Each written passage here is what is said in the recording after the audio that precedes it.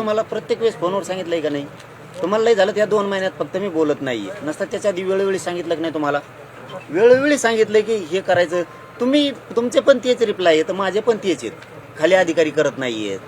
आपण आमदाराला सांगू, आमदाराला पुढे टाईम हे करायला.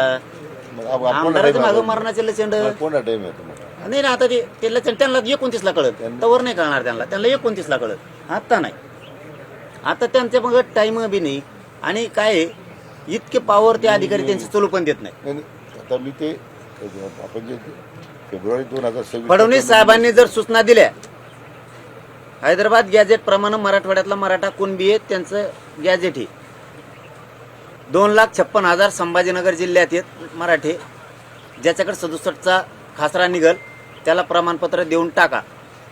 सणासण वाटप सुरू होईल.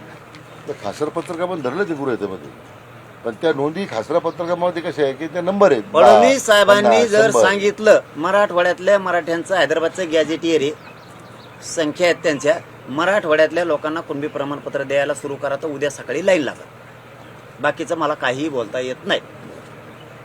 त्यांनी जर उद्या अधिकाऱ्यांना सूचना दिल्या तर हे करून टाक. GR मे काढलाय, कायद्यानं काढलाय, आधार घेऊन काढलाय आणि चल दे प्रमाणपत्र. उद्या सकाळी सुरू होते. बोलू आपण त्यांची साहेबांशी बोलतो आम्ही. उद्या सकाळी सुरू होते. नसता हे 10 महिने गेले, असेच पुन्हा 10 महिने जाणार. माझी भावना फक्त तुम्ही समजून घ्यावं. शॉर्टकट शब्दात तुमच्या लक्षात येऊन जाईल मला काय म्हणायचं. नसता हे होत नाही, अजिबात होत नाही. गॅजेटनुसार एकही प्रमाणपत्र मिळत नाही. फडणवीस साहेब म्हणले की सुरू. उद्या सकाळी त्यांनी सांगावं, आता सांगावं. त्यांचा विरोध असं कारणच नाहीये. मी कुठे विरोध म्हणला आहे का? तुम्ही म्हणाला तर राव, याला काय अर्थ राव? मग हे त्यांनी सांगायचं म्हणजे त्यात त्यांनी काही वेगळं सांगितलं का? नाही ना. आता खाली काही लोक काम करत असतात. आता आपण म्हणल्याप्रमाणे मुख्यमंत्री महोदय विनंती करू, थोडं टाइम बाउंड करा, निक्षून सांगा. टप्पर नाही अधिकाऱ्याची. फडणवीस साहेबांनी सांगितल्यावर भाऊ आम्हाला ठोकलेले अधिकारी, मोठाले अधिकारी झालेत पोलीस. म्हणून दादा आता साहेब आणि सीएम साहेब विभागीय आयुक्तांनी तिथे बोलले. विभागीय आयुक्ताला आता घरोघर जायला सांगितलं. घरोघर सांगितलं. घरोघर जायला सांगितलं. जे नाही अर्ज केला तरी ते सरकारी अधिकारी तिथे दारात जायचं. म्हणजे अतिशय गांभीर्याने सांगितलं. आता लोक तुमच्याकडे येण्याची वाट पाहू नका म्हणलं. आता सूचना दिलं की घरोघर जाऊन मला 1 महिना सांगा किती लोक तुम्ही घरी गेले, किती लोक दाखले तुम्हाला मिळाले, किती पुरावे मिळाले. आता लोक तुमच्यावर येणार नाही, तुम्ही लोकांपर्यंत. मी आता तेच बोललो ना. फडणवीस साहेबांनी सूचना जर दिल्या, मराठवाड्यातले लोक प्रमाणपत्र वाचून राहतच नाही. तुम्ही फक्त 1 महिना वाट पहा. हे घरोघर लोक पाठी जातील.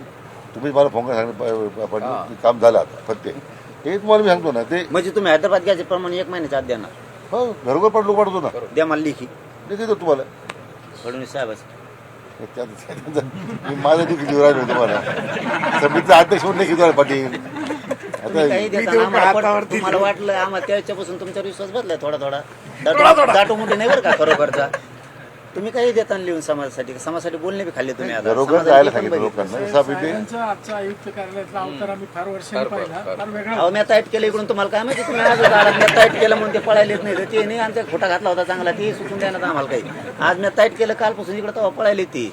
ते तेव्हा अधिकारावर जा काढा असं ना. आता तेव्हा थेट सीएम साहेबाला बोलले. सीएम साहेब पाटील आपला आदेश आणि आपण स्वतः करता करत नाही ना. समाजाकरता आपलं भांडण आहे.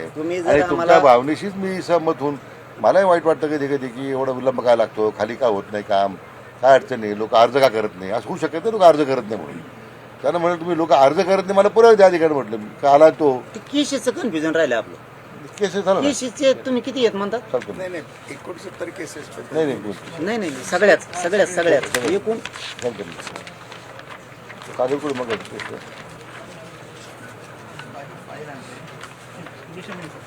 एकूण हा